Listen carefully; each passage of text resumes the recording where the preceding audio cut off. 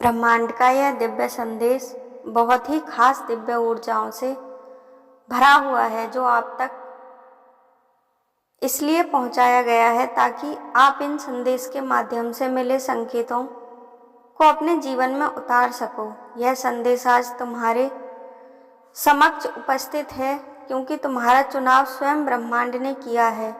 आज तुम्हारे जीवन में कुछ ऐसे अद्भुत परिवर्तन होने वाले हैं। उन्हीं कारणों से यह संदेश तुम तक पहुंचा है। तुम्हारे जीवन में कुछ ऐसा हो रहा है जिससे तुम अनजान हो और पूरी तरह से अनभिज्ञ हो। तुम्हें इन सब चीज़ों को जानना होगा और स्वयं को पहचानना होगा। जब तुम अपनी सभी आंतरिक शक्तियों को एकत्रित करके इस संकेतों को पहचानने की कोशिश करोगे तो तुम ईश्वर से जुड़ पाओगे। तुम्हारे साथ जो भी हुआ है उस घाव से तुम निकल पाओगे और अपने जीवन को एक अलग ही अद्भुत चमत्कारों से भर पाओगे। तुम्हारे पीछे जो भी हो रहा है उनको समझने के लिए तुम्हें ईश्वर को समर्पित होना होगा, तभी तुम वह दिव्य शक्ति और दिव्य दृष्टि प्राप्त कर पाओगे जिससे तुम जान सकोगे कि तुम्हारे साथ क्या होने वाला है और क्या हो रहा है। इस संदेश को सुनने का प्रयास करना ताकि तुम ईश्वर में अपनी आस्था को और अधिक बढ़ा सको और सकारात्मकता को अपने जीवन में ला सको। जब हम ईश्वर से जुड़ते हैं तो हमारे कष्ट स्वतः ही दूर हो जाते हैं। केवल हमारा ईश्वर से जुड़ना ही हमारे सभी कष्टों का अंत होता है। जिन व्यक्तियों ने तुम्हारे साथ विश्वासघात किया है, तुम्हें दुख दिया है या तुम्हारी आत्मा को चोट पहुंचाई है, अब उसके कर्मों का फल उसे प्राप्त होने वाला है। उसका न्याय ईश्वर करेंगे। केवल तुम्हें अपने कर्मों पर ध्यान देना है, अपने सही मार्ग का चयन करके उस पर चलना है। यह सब तो प्रकृति का नियम है और परिवर्तन ही इस जीवन का सबसे बड़ा सत्य है। जीवन में हर दिन कुछ ना कुछ परिवर्तित होता ही रहता है, इसलिए जो बीत गया है उसका दुख और शोक मत मनाओ। आगे जो होने वाला है उसका बाहें खोलकर तुम स्वागत करो ताकि तुम अपने जीवन में कुछ परिवर्तन ला सको। तुम्हारे पीठ पीछे जो भी षड्यंत्र हो रहे हैं उन पर तुम्हारा कोई बस नहीं है, केवल तुम्हारा ईश्वर पर ही विश्वास है। तुम ईश्वर को समर्पित हो जाओ, वह तुम्हें वो सब कुछ देंगे जो तुम प्राप्त करना चाहते हो।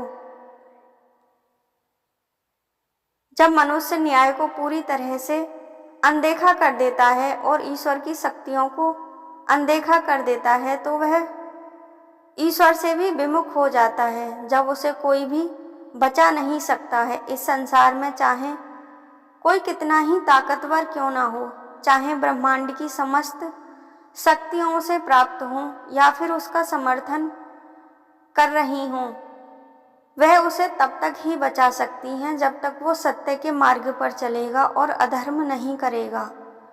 नीति और प्रकृति जब तक ही उसे बना सकती है जब तक वह किसी का विनाश नहीं करता। वह जब किसी का विनाश करता है तो वह स्वतः ही अपना विनाश प्रारंभ कर देता है। प्रकृति उसका विनाश करना प्रारंभ कर देती है। इस संसार में जो है वह नष्ट होने के लिए ही है, इसलिए अगर तुम घमंड में जीते हो और किसी को धोखा देते हो तो उसका तुम्हें हिसाब देना ही होगा। यह समय बहुत ही शक्तिशाली होता है। समय और प्रकृति किसी के साथ अन्याय नहीं करती, सबके साथ न्याय करके चलती है। अगर तुम्हें शिकायत है तो वह ईश्वर से करो। अगर तुम्हें जो भी मांगना है वह ईश्वर से मांगो। अगर तुम किसी का कुछ छीनोगे तो ईश्वर उसका न्याय अवश्य ही करेंगे। अगर तुम अपने जीवन में कुछ प्राप्त करना चाहते हो तो मेहनत करो और सच्ची लगन से आगे बढ़ो। तुम्हारी मेहनत का फल तुम्हें अवश्य ही मिलेगा। तुम्हें ऐसा जीवन प्राप्त होता है जो हर किसी को प्राप्त नहीं होता। जो व्यक्ति इसके महत्व को समझकर अपने जीवन को सार्थक बना लेते हैं, वे सदैव ईश्वर के प्रिय होते हैं। और जो इसे ऐसे ही व्यर्थ गवा देते हैं, ईश्वर उन पर अपना आशीर्वाद कभी भी नहीं बरसाते, क्योंकि ईश्वर ने यह जीवन दिया है तो इसका कोई ना कोई उद्देश्य ही बनाया है। अगर तुम अपने जीवन के उद्देश्य को ही नहीं पहचान पा रहे हो तो आपसे बड़ा मूर्ख कोई नहीं है, और ईश्वर आपके साथ न्याय फिर कभी भी नहीं करेंगे। तुम्हें जो भी मांगना है, जो भी करना है, वह अपनी मेहनत से हासिल करो। तुम्हारे अंदर वह क्षमताएं हैं जिन्हें तुम स्वयं भी नहीं जानते हो। वह सभी लोग जो तुम्हारे साथ गलत कर रहे हैं, वह आनंद से अपना जीवन जी रहे हैं। जिन्होंने तुम्हारे साथ अन्याय किया है, वह प्रसन्नता से जीवन जी रहे हैं, लेकिन यह केवल तुम्हारी नज़र में है। ईश्वर उनको देख रहे हैं और उनके साथ वह न्याय अवश्य ही करेंगे। यह सदा के लिए नहीं है, वह अपने कर्मों का फल एक दिन अवश्य ही भुगतेंगे। वह जीवन भर यह सोचकर पछताते हैं कि आखिर उनसे ऐसी क्या भूल हो गई है। वह अपनी भूल को जान नहीं पाते और जीवन भर अज्ञानता में ही बिता देते हैं। जो भी मनुष्य प्रकृति से खिलवाड़ करता है या फिर अपने आप को ही सर्वोपरि समझ लेता है, वह प्रकृति के नियमों का उल्लंघन करता है, तो प्रकृति भी उसका अवश्य ही न्याय करती है। प्रकृति और ईश्वर कभी किसी के साथ अन्याय नहीं करते। उसे अपने कर्मों का फल आज नहीं तो कल भुगतना ही होगा। अपने पापों का जो व्यक्ति प्रायश्चित कर लेता है, उसके पापों की थोड़ी उसे सजा कम मिलती है, लेकिन जो व्यक्ति पश्चाताप नहीं करता है, उसे तो प्रकृति का दंड भोगना ही पड़ता है। जीवन में तुम अगर किसी के साथ गलत करोगे तो तुम्हारे साथ ईश्वर उसका न्याय करेंगे। अगर तुम किसी को कष्ट दोगे तो एक दिन तुम्हें भी कष्ट भोगना ही होगा। दिन प्रतिदिन ऐसे ही जीवन का चक्र आगे बढ़ता रहता है। अगर तुमसे भूल से कोई ऐसा कार्य हुआ है और तुम्हें पता है कि तुमने किसी व्यक्ति का दिल दुखाया है, तो तुरंत तुम्हें आगे बढ़कर उसका क्षमा याचना मांग लेनी चाहिए। इससे ईश्वर भी तुम पर अपनी कृपा दृष्टि बरसाते हैं।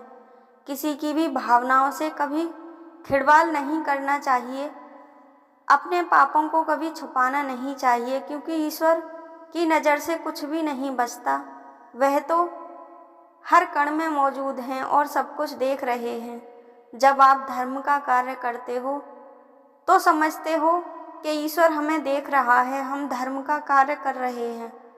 लेकिन जब तुम किसी के साथ गलत करते हो या धर्म के मार्ग पर चलते हो, तो यह भूल जाते हो कि ईश्वर तुम्हें अब भी देख रहा है।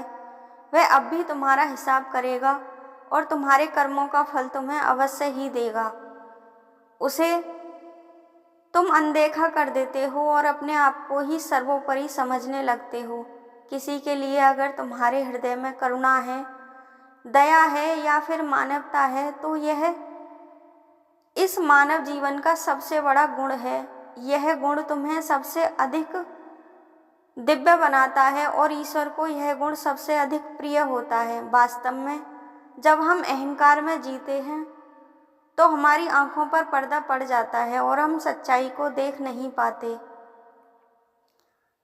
जब जीवन में कष्ट आते हैं तब हमें ईश्वर की याद आती है, और जब हम जीवन में आनंद में लीन होते हैं तो हम ईश्वर को भूल ही जाते हैं और मानव को ही भी मानव नहीं समझते, उसे कीड़ा मकोड़ा समझने लगते हैं। तुम्हारे भीतर प्रेम को लेकर जितनी व्याकुलता रहती है, उस पे तुम्हें ईश्वर के प्रति भी इतनी ही व्याकुलता दिखानी होगी।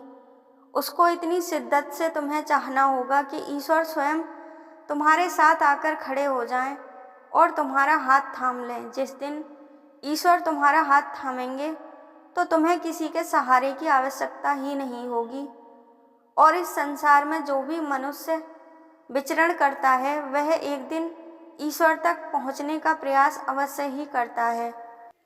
ईश्वर की प्राप्ति ही इस जीवन का अंतिम लक्ष्य होता है। जब हम इस संसार के भौतिक सुखों को भोग लेते हैं तो अंतिम समय में हमें ईश्वर की ही याद आती है। अगर हम ईश्वर को प्राप्त करना चाहते हैं तो हमें अपनी अंतरात्मा को जानना होगा, इस भौतिक जगत से मोह त्यागना होगा और अपनी आत्मा को पहचानना होगा, उसकी शक्तियों को समझना होगा और अंतरात्मा से जुड़ना होगा। अगर आप भी ईश्वर को प्राप्त करना चाहते हैं, उसमें सच्ची श्रद्धा रखते हैं, तो इन संदेशों को सुनने का प्रयास करना, इस चैनल को सब्सक्राइब करके वीडियो को लाइक शेयर करना, कमेंट बॉक्स में हर हर महादेव लिखना, जय माता रानी लिखकर धन्यवाद अवश्य ही लिखना। महादेव और माता रानी आपकी सभी इच्छाओं को अवश्य ही पूर्ण करेंगे। हर हर महादेव।